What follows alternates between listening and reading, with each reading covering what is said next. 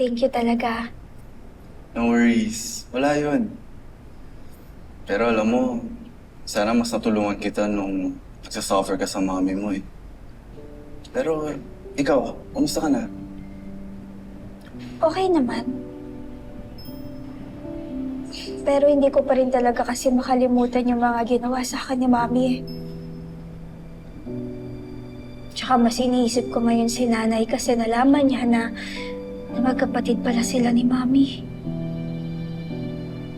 Alam mo, sana maging okay na talaga si Mami sa sakit niya, no? Ang bait mo talaga, no? Kahit na may ginawa sa'yo hindi maganda mami mo, mas gusto mo pa rin maging okay siya. Alam mo, dati iniisip ko, wala akong totoong pamilya. Pero ngayon, na-realize ko na sobrang dami palang nagmamahal sa akin. Totoo yun. Pati ako, love kita. As a friend. As a friend, syempre. Diba?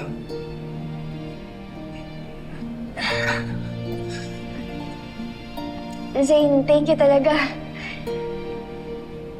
Alam mo, sobrang swerte ko sa inyo. Really wish ko na lang talaga ngayon na sana maging okay na si Mami. Sana gumaling na siya sa sakit niya para matahimik na tayong lahat.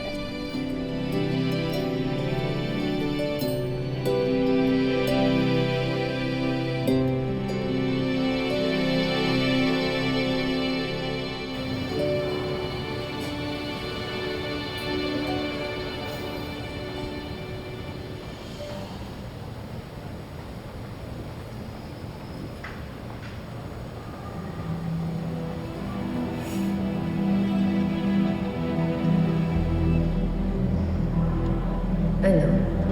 Masaya ka na? Hindi mo alam kung gaano kahirap para sa akin na makita ko sa ganitong sitwasyon, ate. Kung alam mo lang kung ano nararamdaman ko. Ang gusto ko lang naman, ang mapabuti ka. Kung ganon, Siya, tulungan mo ako. Labas mo ko dito. Ayoko dito sa mabaho at masikip na lugar na to. Siya, tulungan mo ako. Masisiraan ako ng bait dito, please. Ay, no, ate. Gumawa ka ng paraan. Ilabas mo ako dito. Kausapin mo sila, sabihin mo sa kanila na wala akong kasalanan. Na nagsisinungaling lang si Emma para mailayo sa akin si Muki. Jay, please. Please, Jay, tulungan mo ako.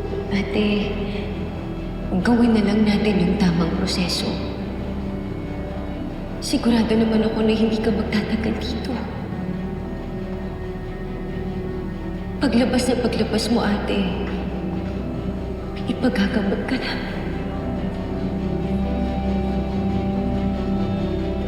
Get out of my sight. Pero ate, get out of my sight! Umalis ka dito.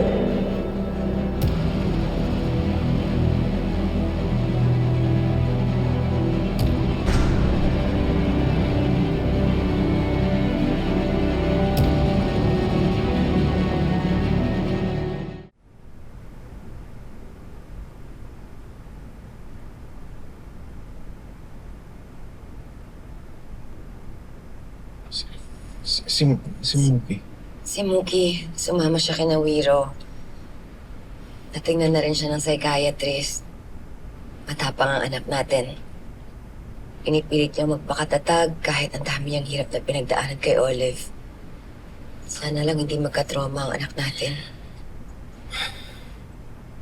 Sana nga maging okay na si Muki.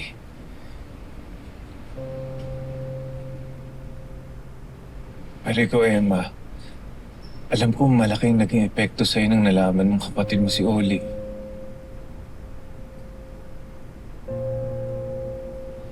Huwag kang mag-alala, Dan. Kahit kapatid ko si Olive, hindi pa rin magbabago yung desisyon ko sa laban ka sa kanya. Nilayo niya sa atin si Mookie. Pinahirapan niya. Kaya wala akong nararamdamang awa sa kanya. Naintindihan kita, Emma. Pero si nanay yung inaalala ko. Alam kong mahihirapan siya magdesisyon. Di ko naman siya masisisi kung umiiral yung pagiging ina niya kay Olive.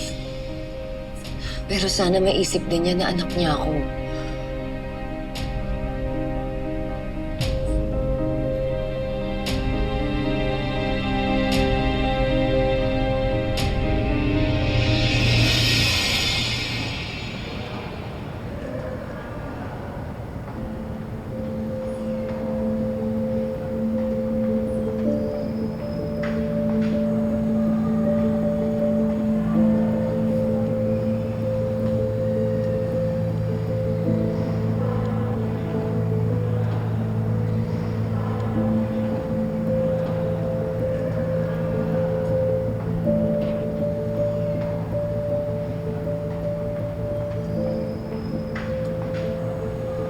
Olive, anak.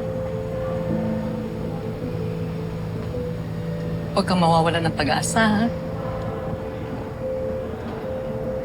Andito na si nanay. Gagawin ko lahat para makatulong sa'yo.